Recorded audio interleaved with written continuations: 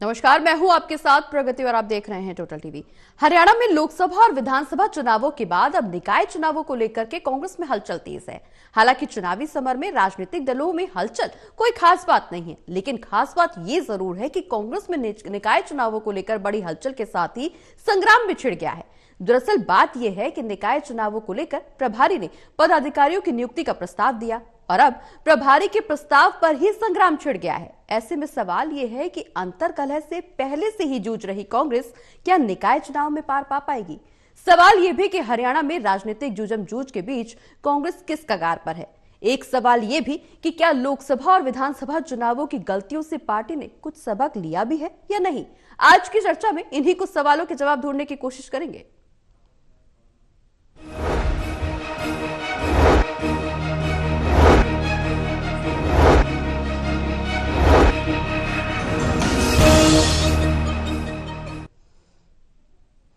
तो निकाय चुनावों को लेकर के चल रही कांग्रेस की अंतर्कलह पर आज चर्चा करने के लिए हमारे साथ पैनल में मौजूद है associate editor Devendra Kathuria ji, associate editor doctor Mahesh Kumar ji और वरिष्ठ पत्रकार वीरेंद्र सोनी जी। आप सभी का बहुत बहुत स्वागत है। सभी के साथ चर्चा की शुरुआत करेंगे, लेकिन उससे पहले एक रिपोर्ट पर नजर डाल लेते हैं।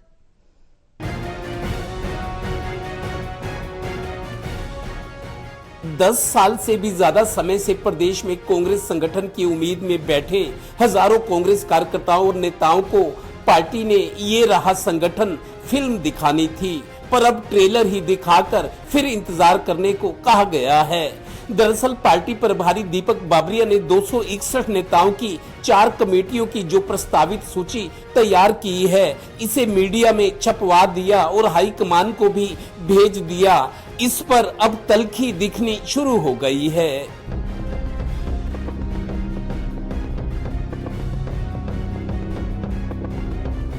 पहले आपको बता दें कि इन कमेटियों का गठन फौरी तौर पर निकाय चुनाव की तैयारी और चुनाव लड़ने के लिए किया गया है, पर ज्यादातर पार्टी कार्यकर्ताओं नेताओं को ये ट्रेलर पसंद नहीं आया है। अंबाला से कांग्रेस सांसद वरुण चौधरी ने तो प्रदेश प्रभारी को नाराजगी भरी चिट्ठी लिख दी है। इसमें मुख्य बातें ये हैं, मैं और ढेर सारे कार्यकर्ता कांग्रेस संगठन का इंतजार कर रहे थे। अफसोस ये भी कि जो सूचियां जारी की गई हैं, इनमें कई तो पार्टी के सदस्य ही नहीं हैं, कई सक्रिय नहीं हैं और कई ऐसे हैं जिन्होंने चुनाव में पार्टी के खिलाफ काम किया है। ये क्या? गौरतलब है कि प्रदेश प्रभारी ने निकाय चुनाव के लिए 261 नियुक्तियां की हैं। इनमें जिला प्रभारी, जिले के शहरी और ग्रामीण संयोजक, सह संयोजक के अलावा उत्तर क्षेत्र और दक्षिण क्षेत्र की कोऑर्डिनेशन कमेटियां शामिल हैं। पर इन कमेटियों के खिलाफ आवाज उठने लगी है। जिला स्तरीय कई नेता टिप्पणी कर रहे हैं कि ऊपर वाले नेता आपस में मिले हुए हैं, हमारा बेवकूफ बना रहे हैं। ये भी प्रतिक्रिया आई है कि विधानसभा चुनाव में हार की जिम्मेदारी लेने के बजाय अब इस तरह की कमेटियों को दिखाकर हमें खुश करना चाहते हैं। हमें तो संगठन चाहिए, यानी नीचे के नेता ना खुश हैं। विधानसभा चुनाव के वक्त बीजेपी कांग्रेस पर चुटकी लेती थी कि जो 10 साल में अपना संगठन नहीं बना पाए वो सरकार क्या बनाएंगे, और ऐसा बीजेपी ने करके दिखा दिया। गौरतलब है कि प्रदेश में निकाय चुनाव कांग्रेस की बिखरी ताकत और लोकप्रियता को एकजुट करने का मौका है, पर लगता है शोले फिल्म के डायलॉग की तरह हो रहा है, हम नहीं सुधरेंगे। Haryana bureau, total news.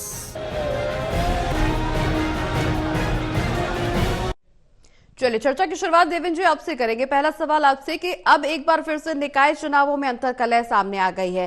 10.5 साल का समय बीत चुका, संगठन का इंतजार किया जा रहा था, लेकिन अब कमेटियां बनी, कमेटी बनने से भी बहुत से नेता नाखुश नजर आ रहे हैं। एक बार फिर से ये अंदरूनी कलह, क्या निकाय चुनाव अंदरूनी कलह का भेंट तो नहीं चढ़ जाएंगे?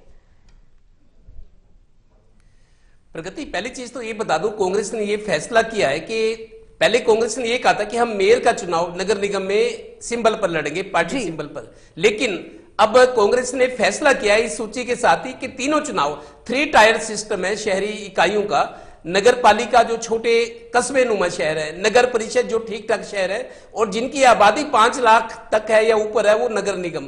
तीनों चुनाव कांग्रेस ने फैसला किया है कि पार्टी सिंबल पर लड़ेंगे। एक बात तो ये जो सूची जारी हुई है इसमें प्रस्तावित, मैंने खुद देखा है इसमें प्रस्तावित शब्द लिखा गया है पार्टी प्रभारी की तरफ से। प्रस्तावित मतलब जैसे वो हाईकमान कोई प्रस्ताव दे रहे कि हम ये नियुक्ति करना चाहते हैं, आप परमिशन दीजिए। लेकिन हैरानी की दुविधा की बात यह है कि ये पेपरों में छप गई, न्यूज़पेपर में ये सूची आ गई है जिस पर प्रस्तावित लिखा हुआ है। प्रस्तावित का मतलब तो प्रस्ताव कर रहे हैं वो, हाईकमान से परमिशन मंजूरी मिलती तभी लिस्ट को फाइनल माना जाता। तो इसमें प्रस्तावित के साथ ही मीडिया को भी आई है, तो मीडिया ने सूची छाप दी। एक तो ये दुविधा। आज बहुत सारे लोगों से मेरी बात हुई, कुछ लोगों ने फोन किए, कुछ मैंने जो ठीक ठाक नेता हैं 15-20 साल से पार्टी में है जी, ज्यादातर का ये कहना था कि हम निराश हैं। ये बड़े नेता आज जो उनकी टिप्पणियां हैं जिला स्तरीय नेताओं की, ये बड़े नेता भी सुन ले कि ये सब बड़े नेता मिले हुए हैं, हमारा बेवकूफ बना रहे हैं। पार्टी की इतनी जबरदस्त हवा थी, ये पार्टी अपनी कमियों की वजह से चुनाव नहीं जीत पाई, जिम्मेदारी कोई ले नहीं रहा और हमें बेवकूफ बनाया जा रहा है। आज एक नेता ने मेरे को बताया, आप सुनकर हैरान रह जाएंगे। उसका ये कहना था कि पार्टी का भट्ठा बिठा दिया इन नेताओं ने जिनको हम अपना नेता मानते हैं। 4-5 गुटों में पार्टी बटी है, सुरजेवाला का अपना गुट, शैलजा का अपना, भूपेंद्र हुड्डा का, और अब ये कहने लगे कि दीपेंद्र हुड्डा के भी अपने कुछ लोग ऐसे हैं जो भूपेंद्र के बजाय दीपेंद्र हुड्डा को नेता मानते हैं, और 5वां गुट बाकी सब आते हैं जी। उन्होंने ये एक आंकड़ा आज दिया तो मैं हैरान रह गया। उन्होंने कहा जी 2019 के चुनाव से पहले यूथ कांग्रेस की जो मेंबरशिप ड्राइव चला था 16 लाख मेंबर बने थे। 2019 में यूथ कांग्रेस के जब दिवांशु बुद्धि राजा को जिम्मेदारी दी गई थी, 16 लाख 2019 के यूथ कांग्रेस के ड्राइव मेंबरशिप जो थी, मेंबरशिप ड्राइव थी, उसमें 16 लाख सदस्य बने थे। अब 2024 के चुनाव में जो अभी तक है सिर्फ 8,000 नए सदस्य बने यूथ कांग्रेस में। आप देखिए 2024 में अब तक 8,000 सदस्य बने हैं, और 2019 के जब चुनाव आने थे जी, 24 के विधानसभा के, लोकसभा के और चुनाव, 16 लाख मेंबर बने थे। तो किस तरीके से पार्टी गलत में चली गई है, बहुत गुस्सा है कांग्रेस नेताओं में। और इन्होंने कहा जी इस पार्टी का भट्ठा बैठाने में इन्हीं नेताओं का हाथ है जिनके हम जिंदाबाद के नारे लगाते हैं। बिल्कुल, निश्चित रूप से ये जग जाहिर हो चुका है कि पार्टी संगठित नहीं है, संग्रहित नहीं है। हालांकि संगठन को लेकर के पहले भी चर्चा रही, लेकिन अब ये अंदरूनी कलह जो निकल करके सामने आ रही, महेश जी, निश्चित तौर पर निकाय चुनाव पर भारी पड़ने वाली है। क्योंकि 10.5 साल से कांग्रेस संगठन के इंतजार में बैठे कार्यकर्ता और नेता अब जो 4 कमेटियां बनी है उनसे खुश तो नजर आ रहे हैं, लेकिन उनके चेहरे अभी भी खिले नहीं है। इसके पीछे की वजह क्या है? साथों से बात कही जा सकती है कि एकजुटता की कमी जी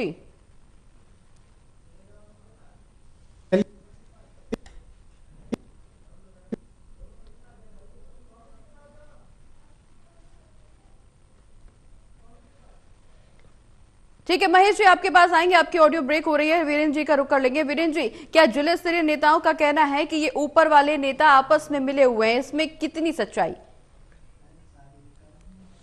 देखिए, कांग्रेस में गुटबाजी पहले भी रही है और गुटबाजी अब भी है। विधानसभा चुनाव के परिणामों से भी कोई सबक नहीं सीखा है। अगर ये नेता मान लीजिए प्रदेश प्रभारी हैं, प्रदेश अध्यक्ष हैं और अलग अलग देखिए जो जनरल सेक्रेटरी इंचार्ज हैं, तो उन सबको बुला के अगर सूची की सहमति बनाते तो ये नौबत नहीं आती। लेकिन एक बात है कि कांग्रेस में पार्टी की कल्पनाएं नहीं है। जो एक पार्टी का संगठन का ढांचा होता है उस पर जो चर्चा होती है वो एक ढांचा ही नहीं है। मतलब एक सबके व्यक्तिगत जो गुट है वो गुट है। कांग्रेस पार्टी नहीं है, गुटों की पार्टी है, मतलब अलग अलग गुट है। तो उसी गुट के हिसाब से सभी अपना महत्व देते हैं। अब जो इंचार्ज भी बनाए गए वो क्यों अपना जो विधानसभा चुनाव के टिकट के दावेदार थे उनको टिकट मिला नहीं, अब वो पार्टी के लिए पसीना क्यों बहाएंगे? बिल्कुल। कुछ लोग तो ऐसे हैं जो जैसे वरुण चौधरी कह रहे हैं, कुछ लोग तो ऐसे हैं जिनकी पार्टी में कोई आस्था नहीं रही, कोई उन्होंने पार्टी के लिए प्रचार प्रसार नहीं किया, पार्टी के लिए काम नहीं किया। और कुछ लोग ऐसे हैं जो पार्टी के लिए काम करते रहे, विधानसभा टिकट के लिए चाहवान थे, पार्टी ने उनको टिकट नहीं दी, उनके प्रतिद्वंदी को टिकट दी। अब वो पार्टी के लिए पसीना क्यों बहाएंगे, पार्टी के लिए काम क्यों करेंगे? क्योंकि अब तो देखिए अब 5 वर्ष का समय इंतजार करने का है। अब निगम चुनाव में उनकी कोई रुचि नहीं है। ये जो व्यवस्था बनेगी है सिर्फ निगम चुनाव तक है, तो इसलिए जो नेता भी बने गए उनके भी कोई रुचि नहीं है। अब जो खुद तो जो निकाय चुनाव के लिए दावेदार हैं उनकी रुचि हो सकती है, लेकिन जो प्रदेश स्तर के नेता हैं उनकी कोई रुचि नहीं है। तो कुल मिला के देखा जाए कि कांग्रेस के जो संगठन की एक पार्टी के रूप में कल्पना होती है उस तरह का संगठन है नहीं, और बयानबाजी पर भी लगाम नहीं है। बिल्कुल सभी जो बातें पार्टी के मंच पर होनी चाहिए वो खुलेआम सार्वजनिक रूप से हो रही हैं। एक दूसरे पर छींटाकशी की जा रही है, आरोप प्रत्यारोप का दौर चल रहा है। तो ऐसे में कांग्रेस के लिए जो एक नया नेतृत्व उभर कर आना चाहिए वो भी नहीं उभर कर आ रहा, क्योंकि सब जो है किसी ना किसी नेता की छाया के नीचे हैं। तो उसी नेता से उनका भविष्य जुड़ा हुआ है, पार्टी के रूप में नहीं है। पार्टी की विचारधारा का प्रचार प्रसार नहीं हो रहा, तो इसलिए पार्टी पिछड़ती जा रही है। नेता अपना कद बड़े ही बुला रहे हैं, लेकिन पार्टी का जनाधार नहीं बढ़ पा रहा। बिल्कुल महेश जी, पार्टी का जनाधार नहीं बढ़ पा रहा। निश्चित तौर पर अभी आप भी इसी बात का जिक्र कर रहे थे कि एकजुटता की कमी है। अगर कांग्रेस में एकजुटता की कमी है, हालांकि ये कोई नई बात नहीं है, इससे पहले भी हमने कई बार ऐसी तस्वीरें देखी जहां कांग्रेस संगठित नजर नहीं आई, अंतर्कलह निकल करके सामने आया। कैसे बढ़ेगी आगे पार्टी? हरियाणा में कांग्रेस का जनाधार क्या कुछ रह गया है, भविष्य क्या नजर आ रहा है? देखिए, एकजुटता की कमी तो है ही है, लेकिन उससे बड़ी बात जो इस वक्त नजर आ रही है, यहाँ पर कांग्रेस पार्टी के लिए संभावनाओं में कमी देखने को मिल रही है। ट्रिपल इंजन की सरकार बनाने की कोशिश यहाँ पर भारतीय जनता पार्टी कर रही है। केंद्र में मोदी, भारतीय जनता पार्टी का हरियाणा में मुख्यमंत्री, स्पष्ट बहुमत की सरकार, प्रचंड बहुमत की सरकार हरियाणा नायब सिंह सैनी भारतीय जनता पार्टी की चला रहे हैं। तो ऐसे में यहाँ चुनावी संभावनाओं को अगर समझने की कोशिश की जाए तो कांग्रेस पार्टी के लिए संभावनाएं ना के बराबर हो। उसके ऊपर भी अगर हम ये बात कहें कि नेता कम से कम एक साथ तो अब तो खड़े नजर आए। अगर इतनी बड़ी हार का सामना कांग्रेस पार्टी को करना पड़ा है, उसके बाद भी अगर नेताओं में एकजुटता नहीं देखने को मिल रही, तो फिर वोटर इनसे क्या उम्मीद करेगा? किस तरह की संभावनाओं को यहाँ पर भारतीय जनता पार्टी के खिलाफ एक मुहिम को किस तरीके से कांग्रेस पार्टी का कार्यकर्ता आगे बढ़ा सकता है? उनका अपना मनोबल खत्म हो जाएगा, क्योंकि उनका नेता उनकी लड़ाई को नहीं लड़ना चाहता। तो ऐसे में वोटर भी छिटक जाएगा। उसके बाद वोटर अगर कांग्रेस पार्टी में संभावनाएं नहीं देगा तो साफ तौर से फिर कांग्रेस पार्टी के पास शून्य के अलावा कुछ नहीं बचेगा। बिल्कुल, लेकिन महेश, इस चीज को भी समझना बहुत आसान होता जा रहा है। हालांकि लगातार बीजेपी इस बात का दावा कर रही है कि चौथी बार भी हरियाणा में बीजेपी की सरकार बनेगी, और जिस तरह से तस्वीरें निकल करके सामने आ रही है, पार्टी की जो मौजूदा स्थिति है, उससे कहीं ना कहीं ये स्पष्ट होता जा रहा है कि पार्टी ने अब अगला चुनाव खुद बीजेपी के हाथ में डाल दिया है। देखिए, इतना मैं यकीनन कह सकता हूं कि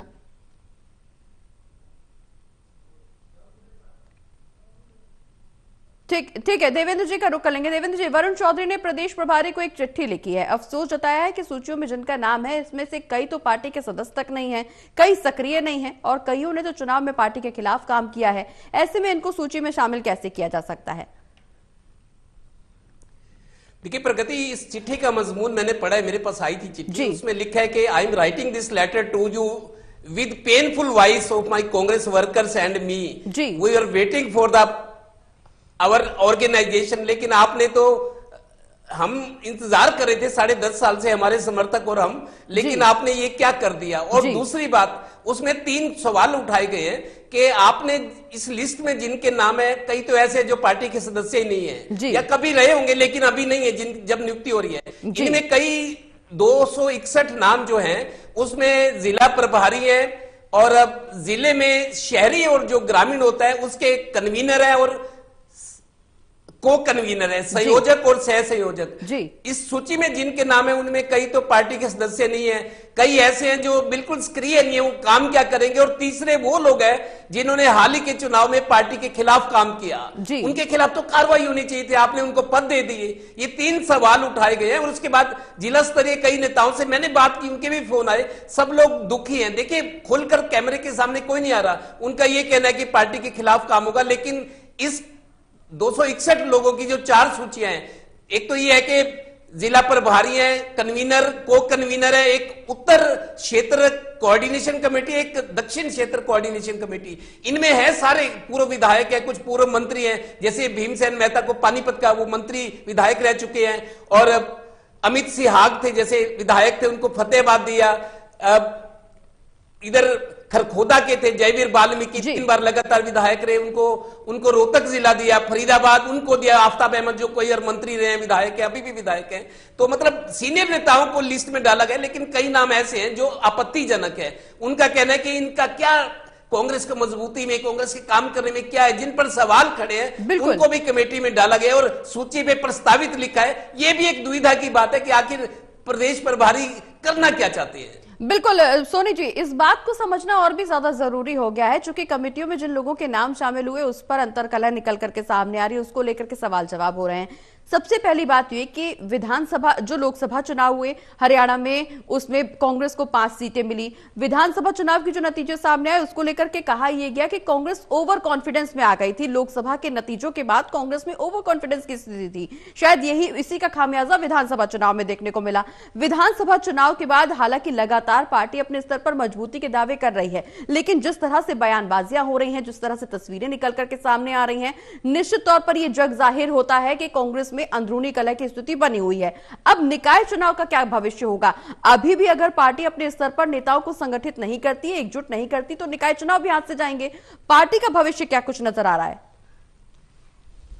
देखिए, जो निकाय चुनाव है वो पार्टी पर निर्भर नहीं होते, पार्टी की विचारधारा से कोई लेना देना नहीं है, वो व्यक्तिगत जो उम्मीदवार होता है उसकी छवि पर निर्भर होता है जी। तो इसलिए अब देखिए, कांग्रेस के मान लीजिए प्रदेश प्रभारी जी ने ये सूची बनाई है, ये प्रदेश प्रभारी का तो उन कार्यकर्ताओं से ना संपर्क है ना परिचय है, तो उन लोगों को किसी ना किसी ने तो नाम सुझाए होंगे ना। तो इसलिए ये गुटबाजी के अंदर उन्होंने समन्वय बनाने के लिए, सामंजस्य बनाने के लिए इस तरह सभी के गुटों को, जो नेता हैं जिन्होंने जो जो नाम दिए होंगे उनको समायोजित किया होगा। लेकिन उनका देखिए, अगर आपने विधानसभा चुनाव में हारने के बाद आपने जिला स्तर पर कार्यकर्ताओं की बैठकें नहीं की, कार्यकर्ताओं से फीडबैक नहीं लिया, हाँ, जो इन पार्टी की एक कमेटी बनी थी, फैक्ट फाइंडिंग कमेटी बनी थी, उसने अपनी रिपोर्ट दे दी है, लेकिन वो रिपोर्ट अभी सार्वजनिक नहीं हुई। और जब तक आप कार्यकर्ताओं से संपर्क नहीं करते, कार्यकर्ताओं की भावनाएं नहीं जानते, तो आप किस नेता को, किस कार्यकर्ता को क्या जिम्मेदारी देनी है, ये आपको तो एहसास है नहीं। जो लोगों ने, नेताओं ने अपने अपने गुट के नाम दिए, आपने उनको एडजस्ट कर दिया। लेकिन सबसे बड़ी बात यह है, क्या पार्टी का जो एक रचना होनी चाहिए। अब नियुक्तियां भारतीय जनता पार्टी में भी होती हैं, क्या आज तक भारतीय जनता पार्टी में नियुक्तियों पर कोई बवाल उठा? क्योंकि वहां के एक संगठन की एक पद्धति है, एक कार्य की संरचना है, लेकिन कांग्रेस में तो ऐसा कभी कल्चर रहा नहीं है। तो कांग्रेस में जब भी कोई सूची आएगी, ये सूची नहीं है, जब भी कोई सूची आएगी, कोई भी फैसला होगा उस पर वाद विवाद होगा ही होगा, क्योंकि कांग्रेस में गुटबाजी है। किसी गुट को अगर वरीयता नहीं मिलेगी या किसी नेता के पसंद के मुताबिक जो है कार्यकर्ताओं को एडजस्ट नहीं किया जाएगा, तो निश्चित रूप से वो अपनी बात कहेगा। वो बात पार्टी के मंच पर कहनी चाहिए, लेकिन यहां सार्वजनिक रूप से कही जाती है। तो कांग्रेस में ये सब तो चलता ही रहना है। बिल्कुल महेश जी, समझने वाली बात यह भी है कि कुछ राज्य ऐसे भी हैं जहां कांग्रेस की सरकार है, कई राज्य ऐसे हैं जहां कांग्रेस मुख्य विपक्षी दल के तौर पर है। हरियाणा में ही ये अंदरूनी कलह की स्थिति क्यों नजर आ रही? क्योंकि अगर हम अन्य राज्यों का जिक्र करें तो हाल ही में कई राज्यों में बीजेपी की सरकार बनी है, मुख्य विपक्षी दल के तौर पर कांग्रेस है, कई राज्यों में कांग्रेस की सरकार भी है, वहां एकजुटता दिखाई देती है, वहां संगठन या संगठित को लेकर के या अंदर एकजुटता को लेकर के कोई कमी नजर नहीं आती, अंदरूनी कलह नजर नहीं आती। हरियाणा में क्या ऐसी वजह जो कांग्रेस में एकजुटता नजर नहीं आ रही, आपस में ही लड़ाई देखने को मिल रही है? जो कांग्रेस शासित राज्य है वहां पर किसी भी तरह का मुकाबला ना हो, मुख्यमंत्री की रेस वहां पर देखने को ना मिले, या नेताओं का ध्रुवीकरण वहां पर देखने को ना मिला, ऐसा तो अतीत में भी नजर नहीं आया। तमाम दूसरे जो राज्य हैं वहां पर भी कहीं ना कहीं शासित राज्यों में मुकाबला देखने को मिला है। लेकिन हरियाणा प्रदेश का अलग से आप जिक्र करें, साफ तौर से बात कही जा सकती है कि अतीत के पन्नों में ही ये हरियाणा प्रदेश में लगातार हमने दशकों से देखा है कि मुकाबला, शक्ति केंद्र अलग अलग बनते हैं जिनके बीच में मुकाबला चलता है, और यहाँ पर माशा और मात का खेल कांग्रेस पार्टी के भीतर ही चलता रहता है। यहाँ भारतीय जनता पार्टी के लोग पिछले पूरे 5 साल यही बात दोहराते रहे कि भारतीय जनता पार्टी को कांग्रेस को हराने की जरूरत नहीं है, कांग्रेस पार्टी को हराने के लिए काफी है। और विधानसभा चुनाव में इतनी जबरदस्त एंटी इनकम्बेंसी के बावजूद वही देखने को मिला। यहां भारतीय जनता पार्टी ने कांग्रेस को नहीं हराया। बिल्कुल